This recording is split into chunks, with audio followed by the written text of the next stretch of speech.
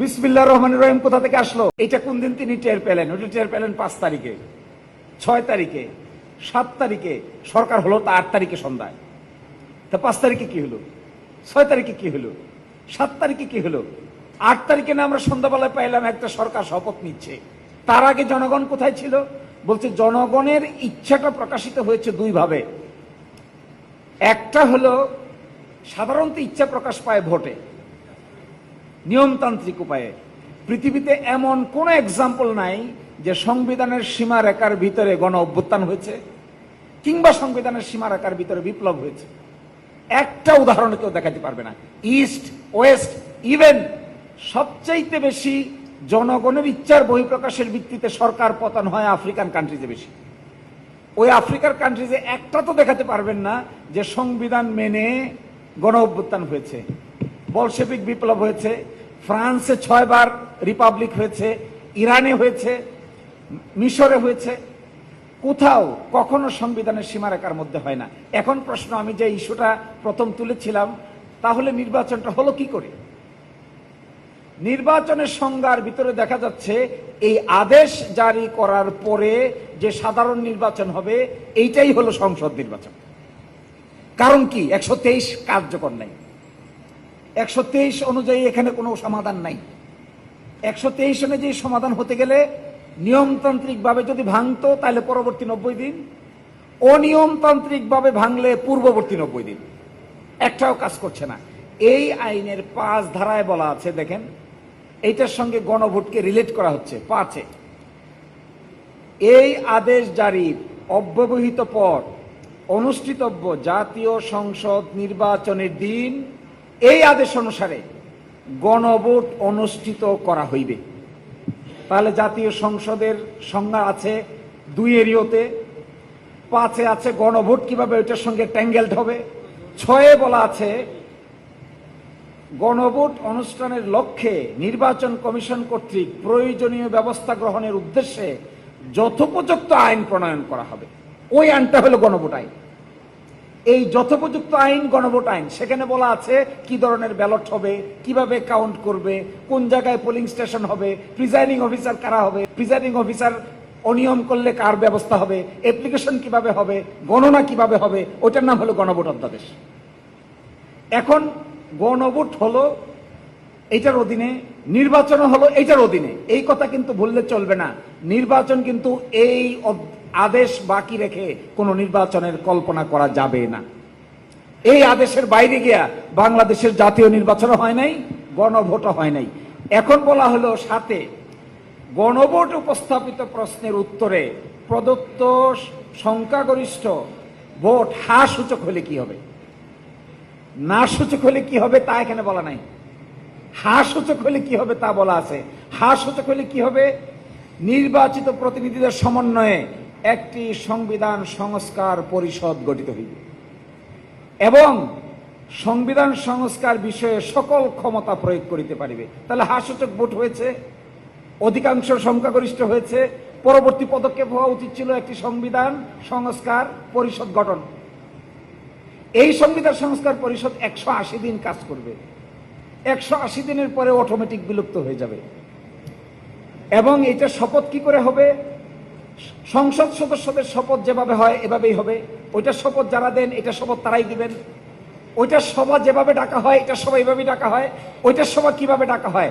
ওইটার সভা ডাকা হয় প্রধানমন্ত্রীর লিখিত অ্যাডভাইসের ভিত্তিতে। রাষ্ট্রপতি সংসদের অধিবেশন ডাকেন, এখানেও প্রধানমন্ত্রীর লিখিত অ্যাডভাইসের ভিত্তিতে সংবিধান সংস্কার পরিষদের সভা ডাকবেন। এখন প্রধানমন্ত্রী অ্যাডভাইস করে নাই, তাই ডাকেনি। বাংলা কথা বললে এটাই দাঁড়াবে, কেন ডাকে নাই? ডাকে নাই আমাদের প্রাইম মিনিস্টার অ্যাডভাইস করেন নাই।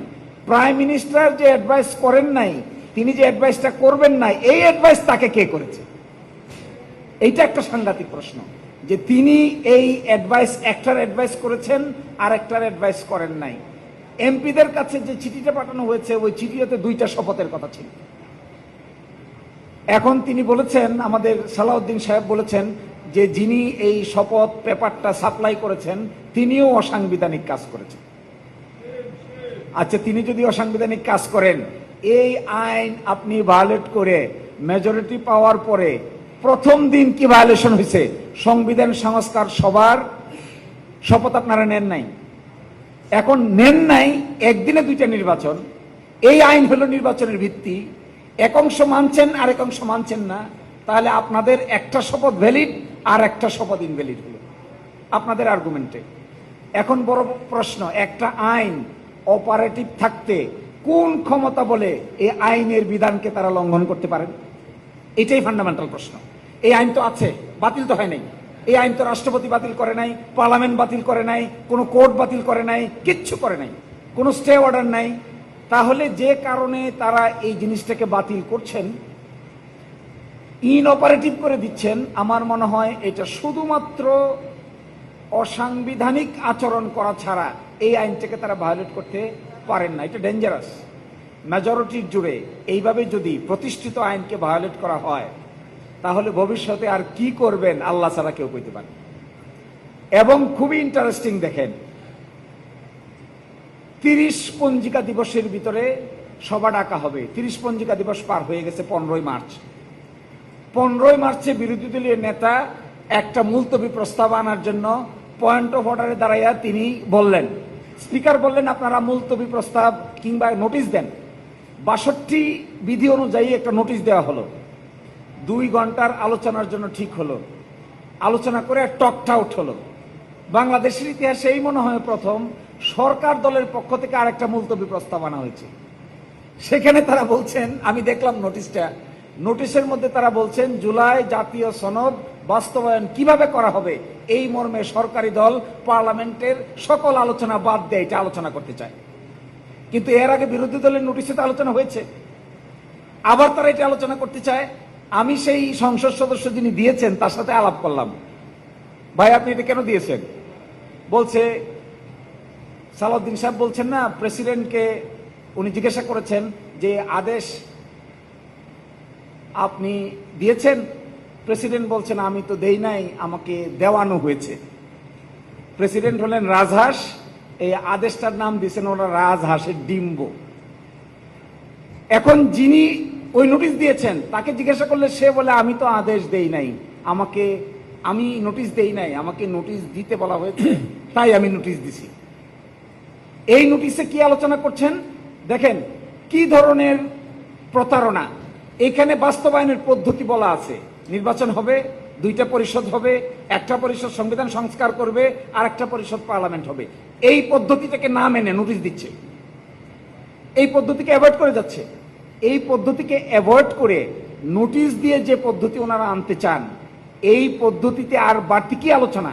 ওনারা বলছেন, আমরা দেখেছি ওনারা বলছেন ওনারা একটা কমিটি গঠন করতে চান।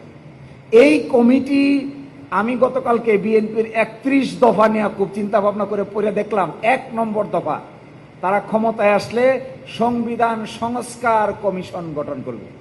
তো এখন তো সংস্কার মানছেন না, সংস্কার পরিষদই তো এটা, এই সংস্কার পরিষদেই তো সংস্কারের কথা আলোচনা হওয়ার কথা, এই সংস্কার পরিষদেই তো এটা আলোচনা করে সিদ্ধান্ত নেওয়ার কথা। তো এখন সংস্কার পরিষদের গঠন আছে, নির্বাচন হয়েছে, ওইটাতে আপনারা না গিয়ে আপনারা কি চাচ্ছেন? এখন কমিটি গঠন করবেন। তো আপনাদের যে ম্যানিফেস্টো আছে 31 দফা আছে, ওখানে তো সংস্কার কমিশনের কথা বলা আছে, ওখানে তো কমিটির কথা বলা নাই। সেই কমিশন গঠন হওয়ার আইনগত পদ্ধতির কথা বলা আছে। পরিষদ হবে, পরিষদের সভা কিভাবে ডাকবে, সভাপতি কি করে হবে, স্পিকার কিভাবে হবে, ডেপুটি স্পিকার কিভাবে হবে, এই আইনে বিস্তারিত বলা আছে। আইনও কার্যকর, আইনও মানেন না, যুক্তিও মানেন না। আমার ধারণা, আমি আর লম্বা করছি না, আমার ধারণা এমন কোন একটা নাগপাশ তাদের সামনে আছে যা কিছু বোঝা সত্ত্বেও এই প্রায় 70% মানুষের চিন্তাকে বুলুণ্ঠিত করতে আমার ভাইয়েরা বাধ্য হচ্ছেন। এছাড়া আমি আর কোনো যুক্তি খুঁজে পাই না। আচ্ছা বলেন, ওনারা প্রগ্রেসিভ পার্টি, একটা শুধু রেফারেন্স দেই, এখানে জিয়াউর রহমান সাহেবের সঙ্গে রাজনীতি করা লোক আছেন, চেহারা দেখলে বোঝা যাচ্ছে। 8ই নভেম্বর 1975 সাল রাষ্ট্রপতি বিচারপতি আবু সাদাত মোহাম্মদ সায়েম প্রধান সামরিক আইন প্রশাসক নিযুক্ত হন এবং শহীদ প্রেসিডেন্ট জিয়াউর রহমান উপপ্রধান সামরিক আইন প্রশাসক নিযুক্ত হন। 29 নভেম্বর 1976 বিচারপতি সায়েম সামরিক আইন প্রশাসকের পদ থেকে পদত্যাগ করেন এবং জিয়াউর রহমান প্রধান সামরিক আইন প্রশাসক চিফ মার্শাল ল অ্যাডমিনিস্ট্রেটর হন। 21 এপ্রিল 1977 জিয়াউর রহমান সাহেব রাষ্ট্রপতি হিসেবে দায়িত্ব গ্রহণ করেন। 30 মে 1977 মার্শাল ল অর্ডার নম্বর 1 1977 জারি করে 31 মে গণভোটের ঘোষণা দেন। 30 মে গণভোটের ঘোষণা দেন। এই 30 মে 1977 সালে the first martial law order 1977 যদি কেউ পড়েন তাহলে দেখবেন এই মার্শাল ল অর্ডারের মাধ্যমে বাংলাদেশের সংবিধানের ভিতরে কাটা ছেঁড়া করে এইটাকে একেবারে ক্যান্সারের অপারেশন করেছেন তিনি। Absolute faith in the trust almighty Allah কোথা থেকে আসলো? বিসমিল্লাহির রহমানির রহিম কোথা থেকে আসলো? মৌলিক নীতিতে পরিবর্তন কোথা থেকে আসলো? এগুলো সব কিন্তু মার্শাল ল অর্ডার দিয়ে করা। এরপরে দেখেন 1 সেপ্টেম্বর 78 জিয়াউর রহমান সাহেব বাংলাদেশ জাতীয়তাবাদী দল গঠন করেন। খুব ডেমোক্রেসির কথা তো বলেন, এখনো বলতেছেন, ভালো কথা, উই অ্যাপ্রিসিয়েট ইউ।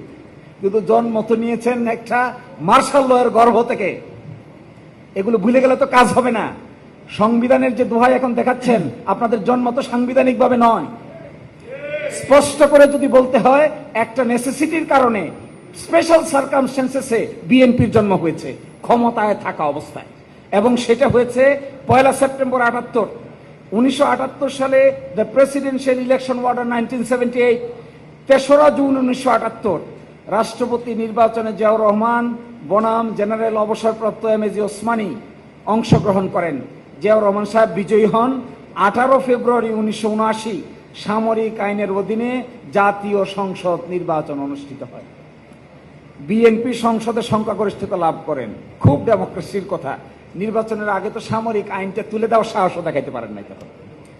একই সাথে 6 এপ্রিল 1979 সন্ধ্যা 8টা থেকে সামরিক আইন প্রত্যাহার করা হয়। 7 এপ্রিল 1979 গেজেট প্রকাশের মাধ্যমে সামরিক আইন প্রত্যাহার কার্যকর করা হয় সংসদ বসার পরে। এরা এসে এখন আমাদেরকে বলতেছে যে এই প্রেসিডেন্সিয়াল অর্ডার নাকি ভ্যালিড না। এই প্রেসিডেন্সিয়াল অর্ডার যদি ভ্যালিড না হয়, এই কথা বলার যোগ্যতা তো আদালতের। আপনারা মামলা করেছেন, কোর্টে ডিসাইড হওয়ার আগে তো আপনারা ভায়োলেট করে ফেলতেছেন। কোর্টে রুল দিয়েছে, কেন অসাংবিধানিক হবে না? এটা পেন্ডিং থাকা অবস্থা আপনারা শপথ নেন না। কোনো আদেশ নাই, কোনো অন্তর্বর্তীকালীন আদেশ নাই, স্টে নাই, কিচ্ছু নাই, তাও মানেন না। এর মানে কি? ওইদিকে আবার বিচার বিভাগীয় পৃথক সচিবালয় অধ্যাদেশ বাদ করেছেন, সুপ্রিম কোর্টের বিচারক নিয়োগ অধ্যাদেশ বাদ করেছেন। এর মানে কি? সবগুলোকে আবার করায়ত্ত করতে চায়। এখন আমি আপনাদেরকে একটা ছোট্ট অনুরোধ জানাই, আমরা আজকে একটা নোটিশ পাঠাবো। We are preparing to send A notice to the government যে এই আদেশ আইন জীবিত থাকা অবস্থায় এই আইনের এটাতে করণীয় বলা আছে, এই করণীয় কাজ না করাটা কেন অবৈধ নয়? এই কারণে আমি নোটিশটা লিখে আসছি, আজকেই পাঠাবো অথবা কালকে ইনশাল্লাহ। আমরা তাদেরকে রিকোয়েস্ট করবো to comply with the order.